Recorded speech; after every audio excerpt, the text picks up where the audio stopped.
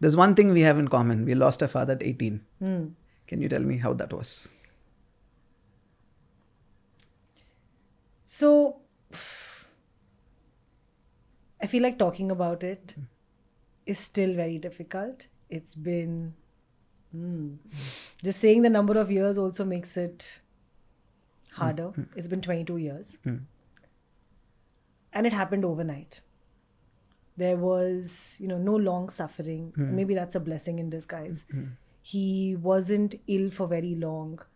But one night changed our lives quite completely. Wow, I can't believe in the first 5 minutes of the interview, Suren, you've got me crying. Okay. Don't make me also cry because No, it's I the same know. story here. Yeah. So for context, Suren and I think, bonded over this. I don't know if you remember this, but 2 years ago when you were in your old office, I'd come over for coffee, and that's when we realized that we have this one thing in common. And I feel like that's where maybe our friendship became more than just an acquaintanceship. Like we became like, oh, okay, there's something that bonds us. And I don't know if this happens to you, but I feel like whenever I instantly strike up a friendship with someone, or whenever I get along with someone, I'll somewhere down the line realize that they've also lost a parent. And I feel like it's this silent, unspoken community of people who maybe relate to each other better because they've also lost someone that important in their life. So has this happened to you? Do you also I agree, find yourself but the way bonding? I say it is because all of us, not all of us, some of us, something happens in life where from a kid you become an adult. It happens instantaneously. That happened to me, my father's death. Like I was a happy-going kid, life was running, playing with friends. That night when I saw my mom, right, everything shifted. Because we had 24 lakhs of loans and father died. And I was telling this woman has never been happy. And I'm going to ensure that she lives like a queen. That's a switch. Subconscious switch where like, you have to be an adult, man. You can't be a kid anymore. That was for me in 18. You tell me what happened to you. So the thing is that my parents were in Abu Dhabi before that, right? My parents, I was in Abu Dhabi for my 8th, 9th, 10th. And after 10th, I was rebelling against them. I was like, I am done living with you guys and I want to go back to Bombay and I want to go to Xavier's. A lot of people in my family have gone to St. Xavier's in Mumbai. So I was like, I really want to go back and I also want to study over there where our grandparents studied and this and that. And so I fought with my parents and I wrote to my grandparents and said, I am coming back to Bombay. You guys have to take care of me. And that's it. So I came back, and for those 2 years before my father passed away, I was living in Mumbai, pretty much being taken care of by both sets of grandparents. Mom and dad would come and go. And then finally I got a call saying, we're moving back to India. So my parents bought an apartment in Mumbai. It felt like finally we were going to be a proper family again. You have one brother? I have one brother. Elder, younger? He's older to me by 2 years and he's a merchant navy officer. Okay. So he used to be in and out on ship a lot, right? So finally it felt like though, around maybe 2003, that 2004, that okay, we're going to be living together again and it's going to be weird because, by then we'd had this dynamic of all of us being in different places. My brother being in and out of ship, me living alone in Mumbai, but with my grandparents from time to time, and my parents being in Abu Dhabi. So it felt like we're going to be living together. And then they came back. He came back in 2003, October, 2004, January, he passed away. Okay, Sorry, like literally within 3 months, 90 days. Yeah. Okay.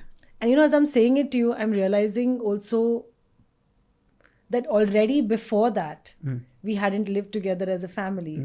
And then the expectation that it's finally going to happen, and then it didn't happen. Because Suren, this entire thing that you said, you grow up overnight, you become an adult overnight. Oof, I can't even tell you. There are so many heartbreaks connected to this, right? One is that my dad had a massive heart attack. So overnight our lives changed. But my brother wasn't in the country. My brother was on ship. And I remember we had to call his company and say, you need to inform him. He needs to come for the funeral. And unfortunately, his ship was in a part of the world, in the middle of the ocean, where the closest port was about 7 to 8 days away. Oh boy. And they were worried that if they broke the news of his father's demise to him on ship, he might try to do something to himself. So we had to arrange the funeral, do everything, because again, at that time, morgues in Mumbai would not keep bodies for more than a certain number of days. So we took a very, very difficult decision. And I'm going to be very honest with you. at 18, I was taking that decision because my mother was in no condition. My grandparents were too shocked. So I was like, okay, we have to do this. And my brother didn't get to see my father's funeral. He didn't get to see him for the last time. And I think it broke him in many, many ways.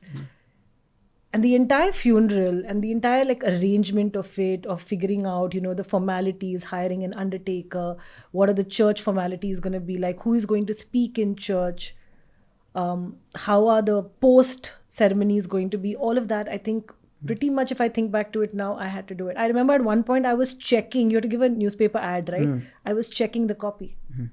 Everything you are doing, literally. Because I just felt like for my mom, it was so unexpected. She didn't know, obviously none of us knew. So she didn't know how to handle it. And for my brother, he wasn't there. And my grandparents, of course, eventually once the shock kind of, went down a little bit, they pitched in. But I felt like I remember so clearly at that point in time that all the decisions were being taken by me. So much so that I don't think I processed my father passing for at least 2 to 3 months. I have vague memories of the funeral. I have very, very poor memories of the time right before and right after that. I genuinely tell a lot of people that I don't think I can remember a lot of things in my life, like even significant events, because of my father's demise. I feel like it's done something here. Like I think even I have the same thing. Yeah? I think somehow we process it where we kind of mask it by completely shutting it off. It's called repression. We repress it. That's the word for it. Yeah. We basically, our brain at that point of time cannot deal with this trauma, and there's things to be done, people to be taken care of.